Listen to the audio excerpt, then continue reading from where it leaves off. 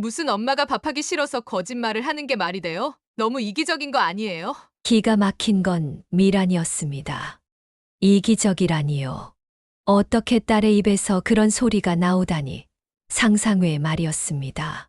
그렇게까지 거짓말을 한 엄마의 마음을 한 번이라도 생각해 보았을까요? 미라는 속이 부글부글 끓었지만 입을 꾹 다물었습니다. 결국 거짓말을 한 건 사실이었으니까요. 올해로 66이 된 미라는 아침에 눈을 뜨면 가장 먼저 손가락을 주무릅니다. 자고 일어나면 손가락은 잘 펴지지도 않았고 주먹을 쥐었다 폈다를 반복해야 겨우 움직이기 시작했습니다. 시린 무릎은 뒷산 언덕을 조금만 올라도 곧장 신호를 보내옵니다. 시큰한 통증은 그날 하루를 기분 나쁘게 만들었습니다. 며칠 전에도 마트에서 10kg짜리 배추 박스를 끌다가 손목이 덜컥 빠지는 줄 알았습니다. 문득 미라는 속으로 중얼거렸습니다. 나도 늙는구나. 그 생각이 서글펐습니다. 늙는 게 억울한 것도 새삼스러운 것도 아니었습니다. 다만 그걸 인정하게 되는 순간이 괜히 마음을 툭 치는 것이었습니다. 평생 부엌에서 살아온 세월이 몸 구석구석을 붙잡고 늘어진다 생각했습니다. 아침이면 국을 끓이고 점심이면 반찬을 만들고 저녁이면 또 밥상을 차리는 일. 그렇게 밥 냄새가 나지 않는 날이 하루도 없었습니다. 자식들 결혼한 뒤에도 철마다 김장을 하고 생일상이며 제사상까지 도맡아 하다 보니 이젠 주방이 손보다 먼저 낡아가는 느낌이었습니다. 미란에게는 아들 하나, 딸 하나가 있습니다. 아들은 결혼하고 9년 만에 어렵게 얻은 늦둥이였습니다. 그래서였을까요? 미란은 아이를 가슴에 품고 키웠고 딸까지 연이어 안겼을 땐 두 아이를 전부 자기 몸처럼 아꼈습니다. 그렇게 미란은 늘 아이들 곁에 있었습니다. 자식을 끼고 살고 싶어 하는 사람들이 많다고 하지만 미라는 좀 달랐습니다. 아니, 세대가 바뀌었지요. 60이 넘어 자식 뒷바라지 하고 싶은 사람이 있을까요? 미란도 역시 30년 정도 아이들을 위해 살았으며 나머지 20년 정도는 자신의 삶을 가지고 싶어 했습니다. 세월이 흘러 아들이 군대를 다녀오고 대학을 졸업하고 취직까지 했을 즈음 미라는 내심 기쁜 마음이 들었습니다. 이제는 제발 좀 독립해 줬으면 그 기대는 말로는 하지 않았지만 속으론 분명히 품고 있었습니다. 그도 그럴 게 아들, 딸 둘 다 사회인이 되었으니 이제는 제각기 자기 삶을 살 시기가 아닌가 싶었습니다. 어느 날 밤 미라는 부엌에서 반찬을 담고 있는데 거실에서 들려오는 두 남매의 대화가 귀에 들어왔습니다. 야, 우리 그냥 강남 쪽에 같이 방 얻어서 살까? 회사도 가깝고 좋지. 우리도 부모 그늘에서 좀 벗어나야 하지 않겠어. 해방이다. 해방 진짜 해방 좀 돼야 해. 근데 돈이 문제지. 그때 미라는 알 수 없는 해방감 같은 걸 느꼈습니다. 자기 삶이 조금은 넓어질 것 같은 막연한 기대. 마음 한편에선 작은 희망이 샘처럼 올라왔습니다. 그래, 이젠 나도 좀 쉬자. 나도 이제는 내 시간을 살아도 되잖아. 하지만 그 희망은 오래 가지 않았습니다. 며칠 뒤 아들과 딸은 아무렇지도 않게 말했습니다. 엄마, 우리가 생각해 봤는데 분가하면 생활비가 너무 많이 나가요. 결혼도 해야 하고 차라리 방세로 적금 붓는 게 낫겠어요. 맞아. 생각해보니까 나가면 고생이야. 엄마가 도시락도 싸주니까 많이 절약되고요. 미라는 내심 실망했습니다. 옆에 있던 남편은 아이들의 결정이 아주 현명한 듯 한마디 했습니다. 아이고, 대견하네. 우리가 애들은 잘 키웠어. 부모 옆에서 살겠다는 아이들을 많이 대견해 했습니다. 그렇게 아들과 딸은 결혼 직전까지도 우리와 함께 살았습니다. 직장 생활을 시작한 뒤에도 그 둘은 어김없이 일주일에 5번씩 도시락을 챙겨 들고 나갔습니다. 한두 번 싸주는 것도 아니고 언제까지 이걸. 미라는 속으로만 중얼거렸습니다. 그래도 그때까지만 해도 위안이 있었습니다. 결혼하면 달라지겠지. 그리고 예상대로 두 자식은 한 달 간격으로 결혼을 했습니다. 딸은 신혼여행에서 돌아온 지 몇 달도 안 되어 허니문 베이비를 가졌고 얼마 전 예쁜 손녀를 낳았습니다. 며느리도 어느덧 임신 4개월째에 접어들었습니다. 두 집 모두 경사였고 축하받을 일임에 틀림없었습니다. 미란도 그 사실에 기뻤습니다. 정말로요. 하지만 그 기쁨 뒤에 따라온 소식 하나는 그녀를 왠지 모르게 불편하게 했습니다. 아이들 부부가 각각 집을 얻은 곳이 다름 아닌 바로 같은 아파트 단지였습니다. 엘리베이터만 타면 금세 도착하는 거리. 창문만 열면 불이 켜졌는지 꺼졌는지도 알 수 있는 거리. 남편 이 씨는 그 사실이 무척이나 자랑스러운 듯 보였습니다. 내가 자식들 잘 키웠지? 부모 곁을 떠나지 않잖아. 요즘 누가 그래? 다들 외국 가버리거나 연락 끊는다던데. 이 씨는 어깨에 힘을 빡 주며 동네 사람들에게 자랑을 늘어놓고 다녔습니다. 자식이 부모 곁에 산다는 건 곧 자신이 괜찮은 부모였다는 증거라고 믿는 눈치였습니다. 하지만 미란의 마음은 달랐습니다. 애 봐달라, 반찬 해달라, 급하게 뭐 좀 맡겨달라, 그렇게 살게 되는 건 아닐까. 조용한 불길함이 하루하루 그녀의 가슴을 무겁게 눌러왔습니다. 결혼했으니 이제는 날아가겠지 했던 자식들이 오히려 더 가까이 둥지를 틀었다는 것. 그건 어쩌면 이제부터 그렇게 원하지 않는 삶의 시작일 수도 있었습니다. 미란의 불안은 그리 오래가지 않아 현실이 되었습니다. 딸은 할 말이 있다는 얼굴로 찾아왔습니다. 아직 몸조리가 끝나지 않은 상태에서 아이를 돌보느라 밤잠을 설치고 있다는 말과 함께 아주 조심스럽게 물어왔습니다. 엄마 혹시 낮에 2시간만 봐줄 수 있어? 나 산후 요가 좀 다녀오려고 해요. 너무 허리가 아파서요. 처음엔 흔쾌히 고개를 끄덕였습니다. 딸이니까. 나도 그런 시절 있었지. 도와줘야지. 그런데 그 2시간이 다음 주엔 3시간이 되었고, 어느 날은 남편 회식 있어서 저녁까지 좀 부탁해라는 말이 붙었습니다. 그러더니 이제는 당연하다는 듯 미란의 집에 아기용 기저귀며 분유통이며 아기 침대까지 하나둘씩 옮겨오기 시작했습니다. 그 모습을 보며 미란은 말했습니다. 예, 이건 그냥 아기 방이 됐네? 딸은 웃으며 대꾸했습니다. 그러게, 엄마 집이 편하니까 그렇지. 나중에 데려갈게. 그리고 어느 날 아침 딸은 미란에게 미리 말도 없이 문자를 보냈습니다. 엄마, 오늘 소연이 데이케어 센터 휴원이래. 남편은 출장 갔고, 나도 갑자기 회사에 들어가야 해서. 미안. 잠깐만 봐줘. 그 메시지를 보는 순간 미라는 스마트폰 화면을 한참 내려다보고 있었습니다. 잠깐만이 하루 종일이던데 이젠 당연하단 듯 맞긴 해. 며느리는 더했습니다. 며느리는 임신 초기에 입덧이 심했지만 어찌나 깔끔한 성격인지 음식을 아무거나 못 먹었습니다. 어느 날 전화가 왔습니다. 어머니 입덧이 너무 심해서 밥 냄새만 맡아도 속이 뒤집혀요. 혹시 전에 해주신 동태찌개, 그거 좀 해주실 수 있어요? 미라는 처음에는 사양하려다 결국 끓였습니다. 그런데 그 한 번이 끝이 아니었습니다. 조금 지나자 며느리는 주말마다 문자를 보내기 시작했습니다.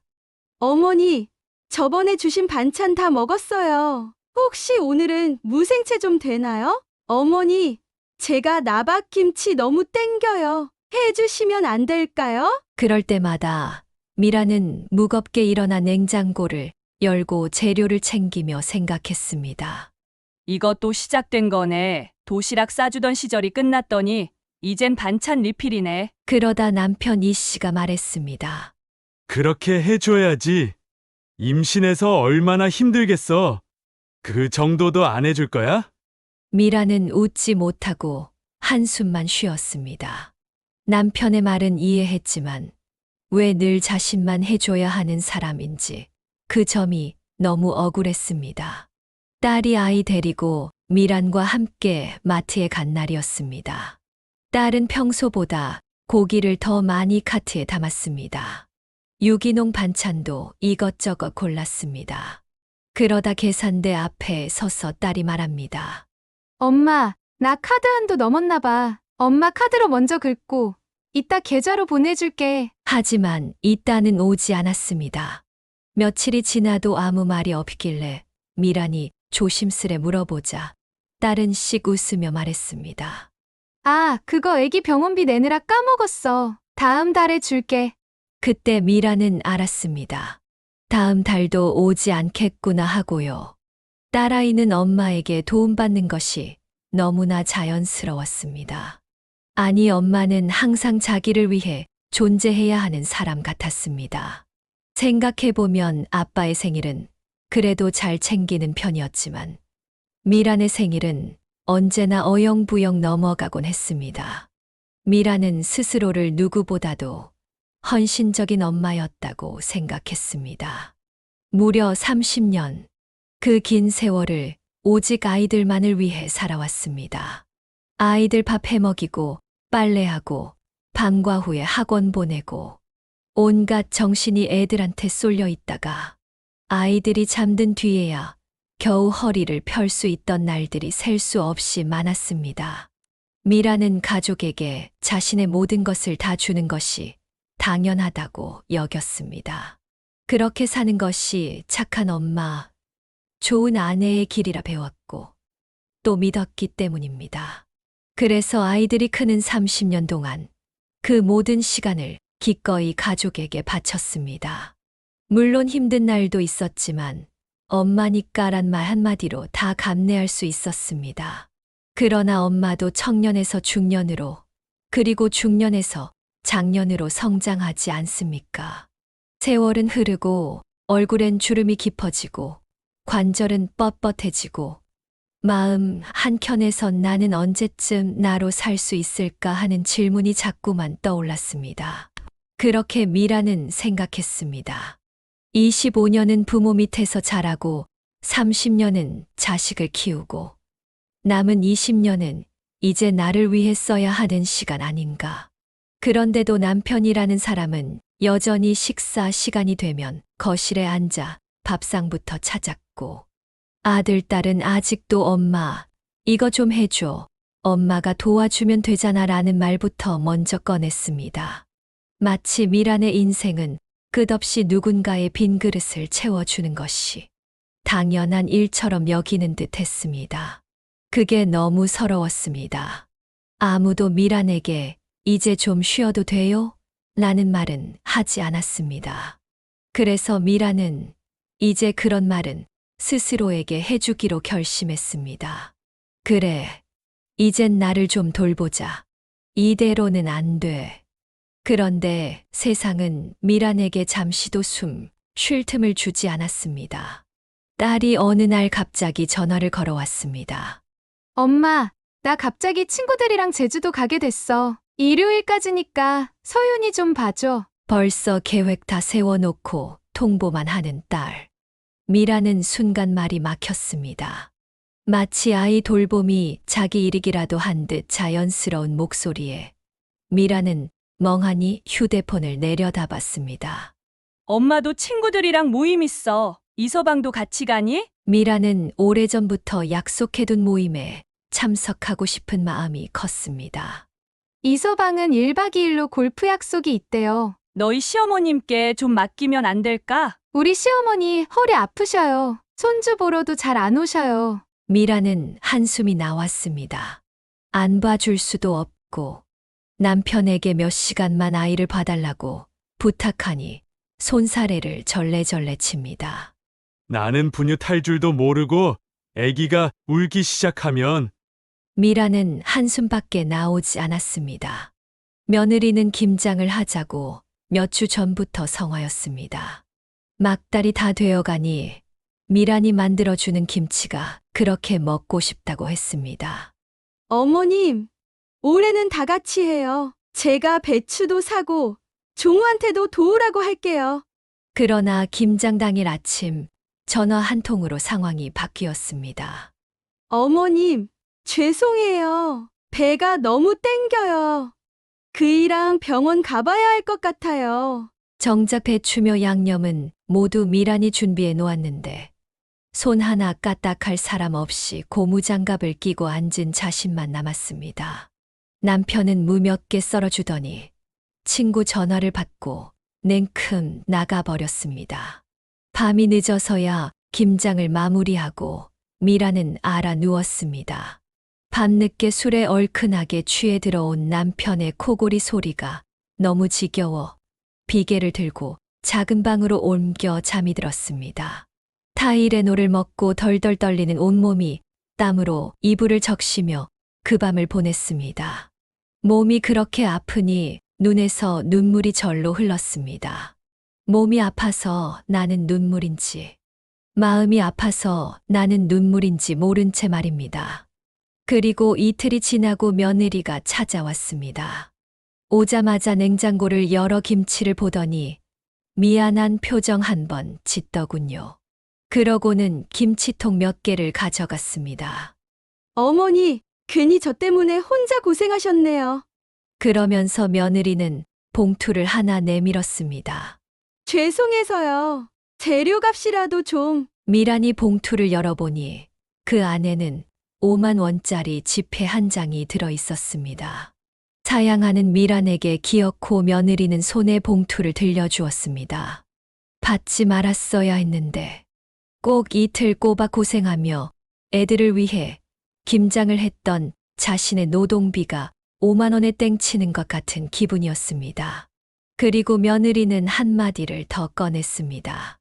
어머니, 다음 달 7일이면 아기도 나오고 저희 친정 어머니는 미국 큰오빠네 집에 가야 된대요. 새언니가 둘째를 낳는다고요. 너도 애가 금방 나오는데 미국은 산후조리 하는데 비용이 꽤 드나 봐요.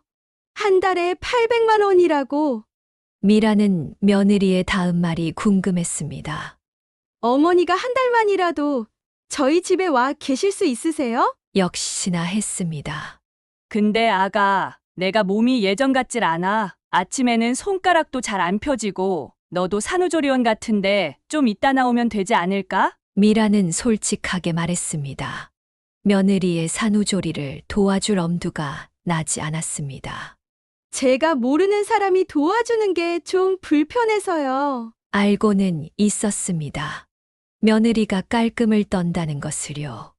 옆에 김치통을 들고 서 있는 아들이 한마디 거들었습니다. 엄마, 좀 도와주세요. 예전에 엄마들이 다 해주는 거잖아요. 엄마 힘든 건 생각 안 하고 지 와이프 돌봐달라고 하는 아들이 밉상 맞아 보였습니다. 미라는 좀 생각을 해보자며 대답을 미뤘습니다. 그리고 끝이 없다는 생각도 했습니다. 매몰차게 거절하기에도 그렇고 그런다고 대뜸 하겠다고 할 수도 없었습니다. 사실 몸이 허락하지 않았습니다. 그러던 어느 날 남편 박 씨가 갑자기 어지럽다고 말하며 낮잠을 청했습니다. 저녁이 되어도 일어나지 않자 미라는 걱정이 되어 흔들어 깨웠지만 박 씨는 미동도 없었습니다. 미라는 가슴이 요동치며 식은땀을 흘렸고 급히 아들과 딸에게 전화를 걸었습니다. 그러나 아들은 받지 않았고 딸은 전화조차 꺼져 있었습니다. 며느리에게도 연락이 닿지 않았습니다. 미라는 떨리는 손으로 119에 전화를 걸었습니다. 구급차가 도착해 박 씨를 병원으로 이송했고 중환자실에 오래 머물러야 했습니다. 진단은 뇌출혈이었습니다. 급하게 수술을 받았지만 결과는 참담했습니다. 몸의 절반이 마비되었고 말도 제대로 할 수 없었습니다. 미라는 눈앞이 캄캄해졌습니다. 이제 좀 우리끼리 살아보려고 했는데 남편이 이렇게 되다니요. 담당 의사는 말했습니다. 이 상태로는 집에서 간호하기 어렵습니다. 일단 요양병원에 모시고 상황을 지켜보는 게 좋겠습니다. 미라는 허공을 바라보았습니다. 이 남자와 함께했던 수십 년의 세월, 그간의 희로애락이 눈앞을 스쳤습니다. 하지만 지금 그녀 앞에 놓인 건 희생이라는 이름의 또 다른 고비였습니다. 남편의 요양병원으로 매일 출근을 했습니다. 노후를 좀 잘 살아보고 싶은 마음에 이것저것 구상했던 것이 하루아침에 물거품이 되었습니다. 아파서 누워있는 남편 앞에서 할 말은 아니었지만 참 인생이란 게 한치 앞을 모르는 거였습니다. 그렇게 부모 집을 들락날락하던 아이들이었는데 막상 부모가 병원에 있으니 처음에는 며칠 얼굴을 보이더니 조금 지나자 전화도 뜸해졌습니다. 그 누구 하나 엄마 대신 병실에서 하루쯤 자겠다는 사람도 없었습니다. 물론 각자 다 할 일이 많은 건 알지만 미라는 내심 섭섭했습니다. 내가 지들한테 어떻게 했는데. 미라는 자식들을 원망하고 있는 자신이 싫었습니다. 또 해준 건 얼마나 된다고 공치사를 하고 있었습니다. 애들을 원망하고 기대하기 시작하면 마음이 더 힘들어질 것 같아 얼른 생각을 돌렸습니다. 지네들 알아서 잘 살아주는 것만도 다행이지. 남편이 요양병원에 입원하게 된 뒤로는 명절이든 생일이든 무슨 기념일이든 자식들이 집에 온다는 사실 자체가 미란에게는 점점 더 큰 짐처럼 다가왔습니다. 세상 사람들은 대체로 가족이 다 함께 모이는 날을 손꼽아 기다린다고들 하지만 미란에겐 이제 그런 날이 무섭기까지 했습니다. 그런 날이 다가올수록 마음이 불편해졌고 그 날들이 지나고 나면 며칠씩 몸져 눕기 일쑤였습니다. 며칠 전 추석 아이들은 아침에 잠깐 아버지에게 얼굴 비추고는 마치 자신들의 의무를 다한 듯 마음 편히 미란의 집에 찾아왔습니다. 밥상을 받아먹고는 영화나 보며 낮잠을 자고 딸은 사위와 팔짱 끼고 쇼핑몰로 나갔습니다. 며느리는 갓 낳은 아기를 방에 눕혀두고 누군가 알아서 돌보겠지 싶은 마음으로 하루 종일 방 안에 틀어박혀 잠만 잤습니다. 아들은 골프 연습장으로 나갔습니다. 몇 시간이고 공을 휘두르며 스트레스를 푼다며 집을 비웠습니다. 남은 집안일은 모두 미란의 몫이었습니다. 딸의 아이 밥 챙기고 울기 시작한 갓난 아이 안고 달래고 주방에서 뒤엉킨 그릇들 정리하고 쉴 새 없이 손발을 움직여야 했습니다. 그렇게 하루 종일 움직이면서도 누구 하나 먼저 나서서 도와주겠다는 말은 없었습니다. 미란이 직접 부탁을 해야 겨우 잠깐 움직이고는 금세 자기 자리로 돌아갔습니다. 설거지는 겨우 물에 헹군 정도로 끝내놓고 마치 자기 몫은 다 했다는 듯 손에 물기만 탈탈 털어낸 채 방으로 들어갔습니다. 식사 후 음식 부스러기가 엉겨붙은 식탁을 누군가 닦을 법도 했지만 다들 힐끔 한 번 보고는 아무 일 없다는 듯 자리를 떴습니다. 숙자는 그런 애들을 보며 정말 이제는 한마디 말도 하기 싫다는 생각이 들었습니다. 그렇게 자식들은 명절 3일 내내 미란의 집을 들락날락하며 자기들끼리 편한 대로 시간을 보냈습니다. 명절이나 무슨 특별한 날만 그러는 게 아니었습니다. 아침이면 하나둘 나타나 아이를 맡기고는 후다닥 밥 한 끼 얻어먹고 각자의 볼일을 보러 나갔습니다. 저녁이면 손주들을 데리러 와서는 허겁지겁 아이만 챙기고 돌아갔습니다. 밤은 자기 집에서 자고 낮 동안은 부모 집에서 아이를 맡기고 밥을 챙겨 먹고 쉬다 가는 시기였습니다. 마치 여기가 부모 집이 아니라 어린이집이자 식당인 양 굴었습니다. 누구 하나 엄마 힘들지 않으세요? 뭐 도와드릴 건 없어요. 그런 말 한마디조차 하지 않았습니다. 그냥 당연하다는 듯 익숙하다는 듯 굴었습니다. 미라는 아침부터 밤까지 쉬는 틈 없이 움직였습니다. 애 울음에 밥숟가락을 내려놓고 달려가고 밥그릇을 치우기도 전에 반찬을 더 달라는 소리에 냉장고를 뒤졌습니다. 한 번쯤 아무도 없는 조용한 집에서 커피 한 잔 놓고 앉아 쉬고 싶었지만 그럴 여유는 주어지지 않았습니다. 자식들이 가족끼리 오붓하게 시간을 보내는 동안 미라는 단 한순간도 가족으로 대접받지 못한 듯한 기분에 휩싸였습니다. 도대체 나는 이 집에서 뭘까? 그녀는 문득 식탁 한 구석에 쌓인 설거지, 그릇을 보다가 그곳에 자신의 모습이 겹쳐지는 걸 느꼈습니다. 깨끗하게 닦여도 다음 끼니가 되면 또 더러워지고 아무도 고맙다는 말 한마디 없이 다시 쓰이는 그런 존재 말입니다. 미라는 이제는 모든 것이 힘에 부치고 더 이상 이대로는 안 되겠다 싶었습니다. 이번 추석 연휴는 5일이나 빨간 날이었습니다. 미라는 아들에게 전화했습니다. 이번 명절엔 모임 안 해. 나 여행 가기로 했어. 여행이요? 갑자기 무슨 말씀이세요? 아들에게 말했습니다. 개모임에서 여행 가. 아들은 기가 막힌다는 듯 몇 번 허둥거렸습니다. 사실 미란에겐 여행 일정 같은 건 없었습니다. 그저 집에서 조용히 쉬고 싶었던 것이었습니다. 그런데 솔직하게 말하면 또 서운하다는 잔소리를 들을 게 뻔했기에 어쩔 수 없이 거짓말을 했습니다. 그녀에겐 그저 선의의 거짓말이었습니다. 추석에 여행이 있다는 말이 기가 막혔는지 아들은 알았다며 전화를 끊었습니다. 그러자 얼마 지나지 않아 딸에게서 전화가 걸려왔습니다. 갑자기 웬 여행이야? 그럼 명절에 우리 어디서 모여야 해? 오빠는 우리 집으로 오겠다는데. 나도 시댁에 있다가 돌아와서 또 손님 맞으려면 힘든데. 그럼 네가 오빠네 집에 가면 되잖아. 그랬더니 새언니가 안 된다잖아. 음식은 시켜 먹자고 했더니 그래도 힘들다고. 그럼 그냥 따로 쉬면 되지. 안 그래도 그렇게 해야겠어. 나는 뭐 안 힘드나. 새언니는 손에 물 한 방울도 안 묻히려 한다니까. 그 말은 미란에게도 고스란히 해당되었지만 그녀는 그 말을 속으로만 삼켰습니다. 그렇게 처음으로 혼자 보내는 명절이 되었습니다. 세상 편했습니다. 밥도 평소처럼 간단하게 차려 먹고 거실에 앉아 비 내리는 창밖을 바라보자니 몸도 마음도 편안했습니다. 그리고 남편이 마실 건강음료를 잔뜩 만들어서 병원에 오전 내내 있다가 저녁 나절이 되어서야 집에 들어갔습니다.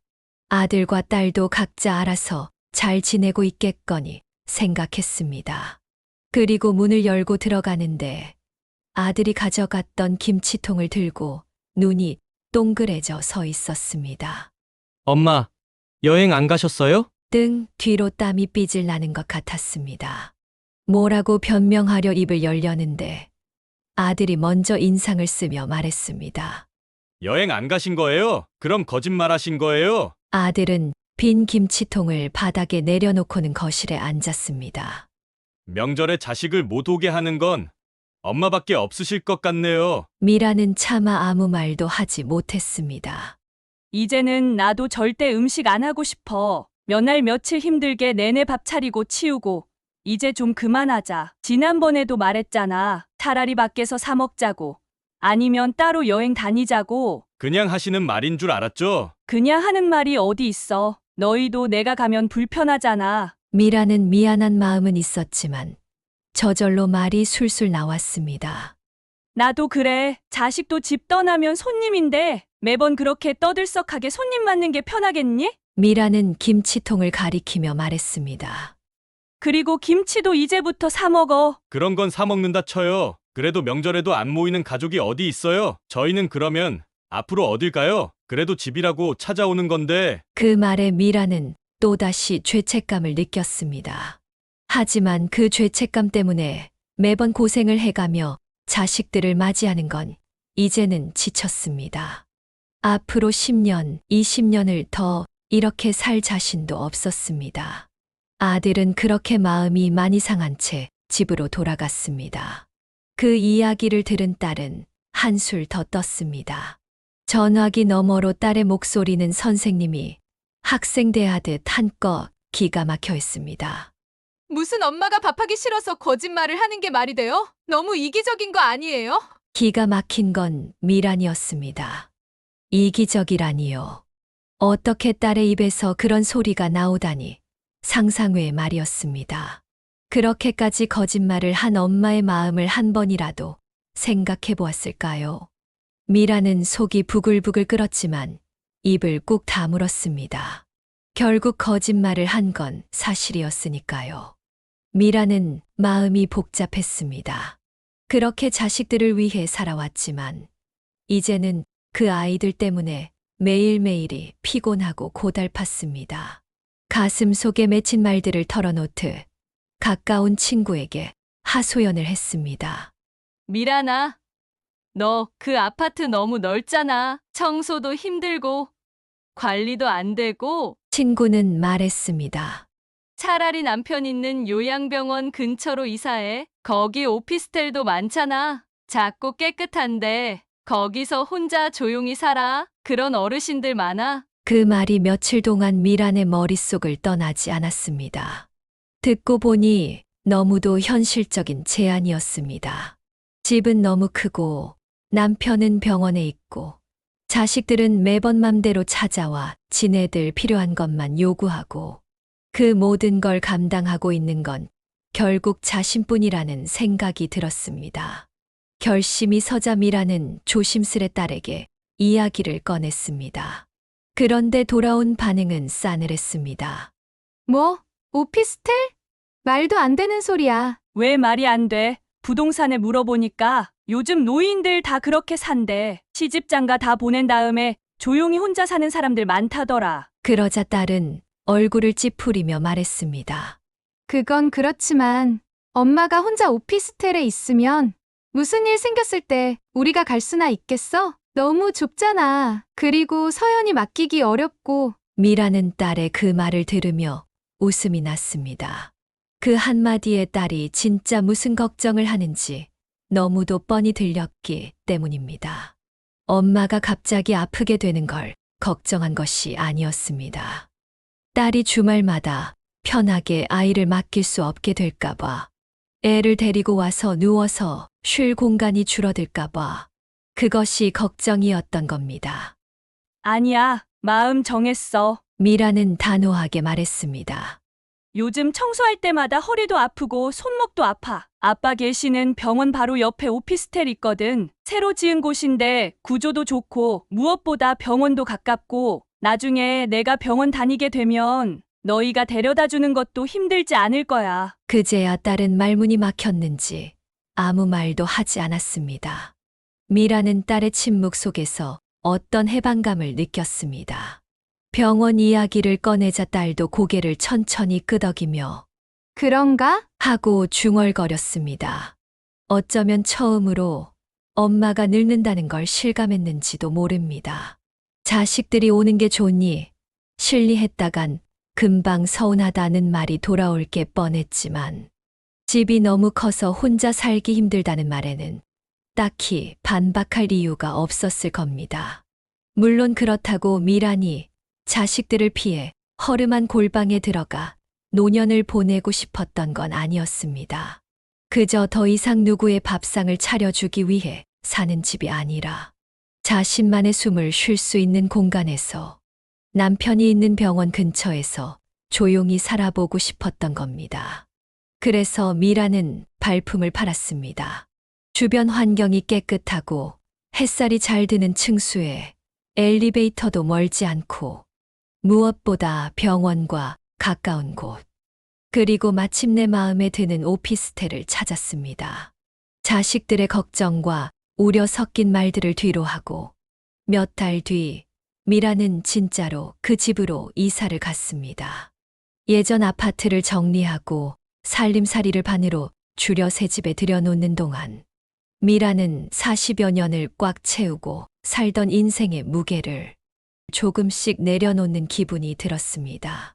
지나치게 큰 소파, 남편이 앉던 흔들의자, 아이들이 쓰던 책상과 장난감, 버리지 못하고 품고만 있던 많은 것들을 정리하면서 그녀는 자신 안에 고요한 바람 한 줄기를 느꼈습니다.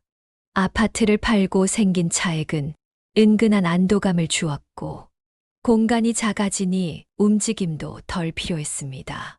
청소는 아침 햇살 한 줄기 드는 10평 남짓한 공간을 돌면 끝이었습니다. 그리고 무엇보다도 누구도 방문을 벌컥 열고 들어오지 않고 누구의 밥 시간에도 맞출 필요가 없는 이 공간이 너무 좋았습니다. 어느 날 며느리에게서 전화가 걸려왔습니다. 이번에 김장 안 하시죠? 김장은 무슨 김장? 김치냉장고도 없애버렸어. 둘 데도 없고 이 좁은데 배추를 어디에 말려놓고 김장을 하겠니? 그렇죠. 어쩌면 반찬도 이제 사 먹는 게 낫겠네요. 그래, 부엌도 좁아서 요리도 못해. 아, 알겠어요. 핑계 같지만 이제는 진짜 이유가 되어주는 말들이었습니다. 미라는 그 순간 스스로를 한껏 보호받는 기분이 들었습니다. 누군가 대신 만들어준 방패 같기도 하고 이제는 더 이상 엄마라는 이유로 모든 걸 떠맡지 않아도 되는 당연한 삶이 된 듯한 기분이었습니다. 딸도 이사 후 한 번 들렀지만 손주를 맡기진 않았습니다. 좁은 공간에서 아이를 뛰어놀게 할 수도 없고 기적이며 이유식이며 챙겨둘 곳조차 마땅치 않았기 때문입니다. 결국 자연스럽게 아무도 미란의 집에 무언가를 맡기려 하지 않았습니다. 그것이 참 고마웠습니다. 그리고 명절도 마찬가지였습니다. 이번 명절부터 저희 집에서 지내기로 했어요. 오실 거죠? 며느리에게서 온 전화였습니다. 그래, 당일에 갔다가 저녁에 돌아올게. 대답은 간결했지만 속은 참 편했습니다. 자식들이 보고 싶지 않은 건 물론 아니었습니다. 다만 이제는 보고 싶다고 해서 그들을 위해 며칠을 희생하고 몸을 혹사시키는 일은 하지 않기로 마음먹은 것입니다. 명절에는 이제 미란이 자식들 집으로 가기로 했습니다. 자식들도 결국 서로의 사정을 이해하며 절충점을 찾은 듯 했습니다.